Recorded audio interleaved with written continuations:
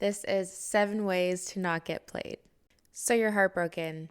Again, not the first time, probably won't be the last time if you don't change anything.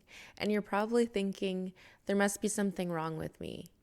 And the answer is yes, but that's okay because we can fix it. Getting played isn't just about the other person's actions. It's about our choices and boundaries. And that's first and foremost. Number 1, know your worth and never settle. Understand that you deserve somebody who respects you and values you and sees you for who you are. Somebody who reciprocates your love, and you should never settle for less than you deserve. This is a little exercise, so if you don't have a pen and paper, make a mental note or jot it on your phone. I would recommend you write down a list of qualities and traits that you would like your future partner to have. You can limit it to 10. It can be things that are not physical, but you can put one of them as you are attracted to them. And that could just mean overall attractiveness, not necessarily, they're above 6 feet or they have a 6-figure account, but focus more on character attributes. Maybe aim towards saying ambitious, but 10 qualities, traits of your future partner, the person that you ideally would want, and be realistic. And then also write down the traits, at least 5 that you would not tolerate, that would be complete deal breakers for you. That could mean an alcohol or drug addiction, somebody who smokes cigarettes. That could mean somebody who already has children or somebody who doesn't want children. When it comes to the good qualities and traits, your future spouse or forever person will probably not meet all of those boxes, but they should meet at least more than half. But putting it down on paper, it kind of really helps you see things clearly. And it really puts things into perspective. Now, after you've made that list, don't cheat. I want you to write down 10 qualities, 10 of your best qualities. And I want you to compare it to that list. And also write down some of your worst traits as well. Because you can't attract something that you are not entirely. You have to embody some of those values, some of those traits. You can't want a super healthy, fit partner and you eat McDonald's every day and you never go to the gym. You don't want a super honest and loyal partner if you've never been able to commit.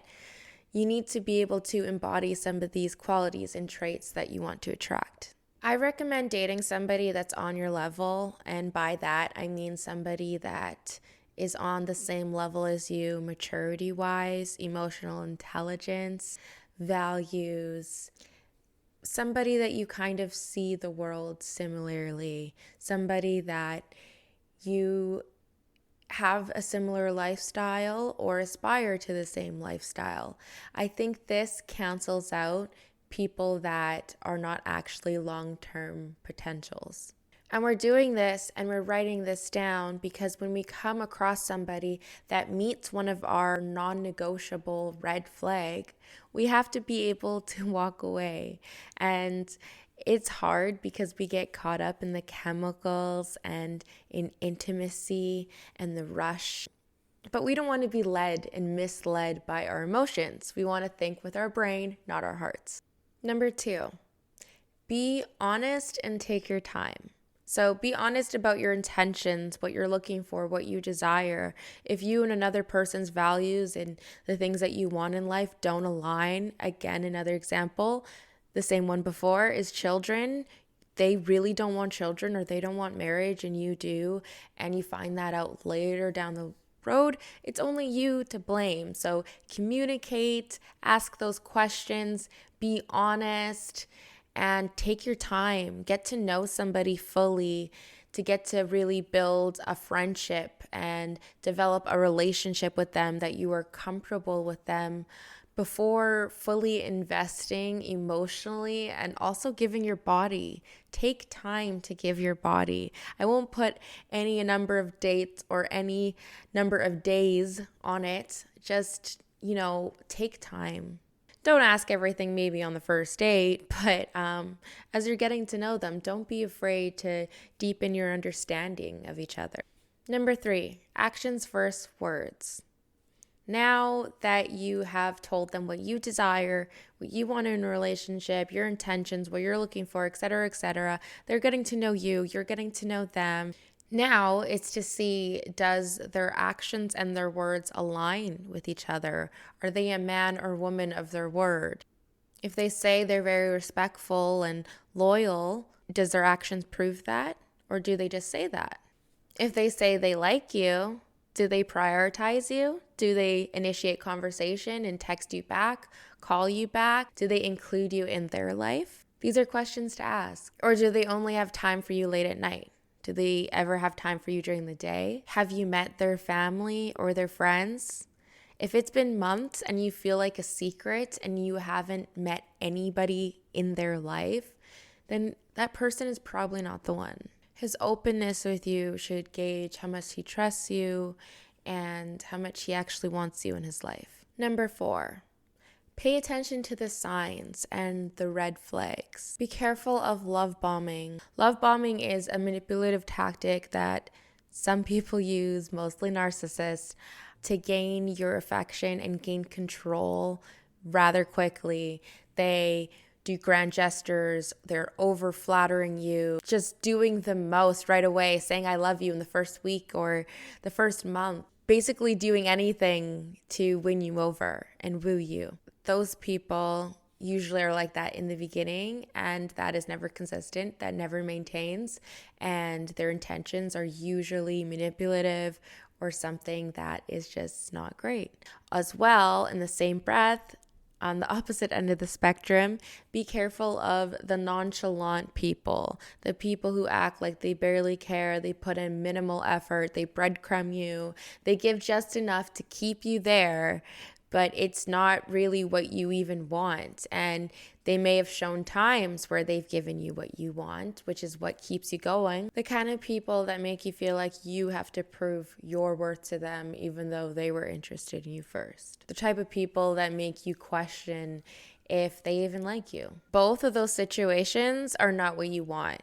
What you want is something that's healthy and stable, something that takes time to develop, something that feels safe and comfortable. It should be reciprocal and equal give and take. You shouldn't be questioning whether or not they like you. Trust your gut instincts when something feels off or something feels too good to be true. Trust that. Look for consistency in actions and words. Don't ignore red flags and warnings, and don't make excuses for behavior that does not align with your values. Number 5. If you're confused if he likes you, he doesn't. Well, he doesn't enough. Because if he did, you would know. And they always say, if he wanted to, he would. A guy that wants you will make it his mission to have you. That's how guys are. They're territorial, they're possessive.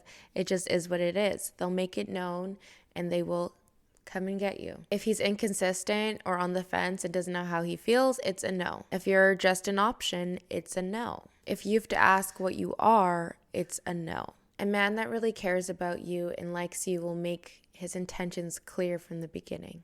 Number 6, don't be afraid to walk away. I know we get to know somebody, we form an unhealthy attachment, and it gets hard to walk away. But if that person, if they don't align with your values, if they are not ticking those boxes, if the relationship isn't built on a strong foundation or something that can last long term, then you have to be able to walk away. It is your responsibility to walk away and not waste any more of your time. We often are waiting around for people to change or hoping that they change or seeing the potential in them, and they're not going to change. Or they're not going to change anytime soon. You could be waiting your whole life. You only got one to live. And if you don't walk away, then number 7, you have to be accountable. Accountable for your healing and accountable for allowing that person in your life. When we see the red flags and we feel the gut feelings and we still proceed, it's on us. We allow them to break our hearts that we willingly give to them. We have to assess the kind of people we're dating and reflect and see what needs to change in our inner work, what needs to change about what we're attracted to, and what we allow, our process of discernment. What is the common pattern that we keep repeating? Why do we keep repeating it? How do we stop it? Is it because of comfortability and familiarity? Is it because we often jump to the next relationship or repeat the same cycle without healing and taking time? It could be many things. It's probably different for each person.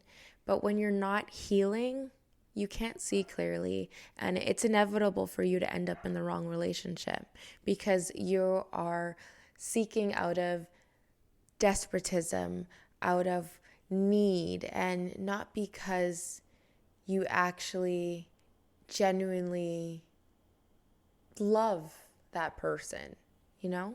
And that just makes it so easy to develop unhealthy attachments. The quicker that we are accountable and we decide to heal, the faster we won't be attracted to people that don't care about us or don't love us, that can't reciprocate or don't have the level of emotional intelligence or maturity to reciprocate. We won't entertain someone that shouldn't even be in our lives. Healing will conquer the fear of being alone.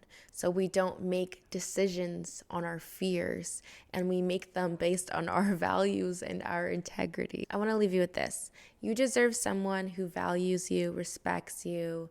You deserve a healthy, stable relationship, a genuine connection.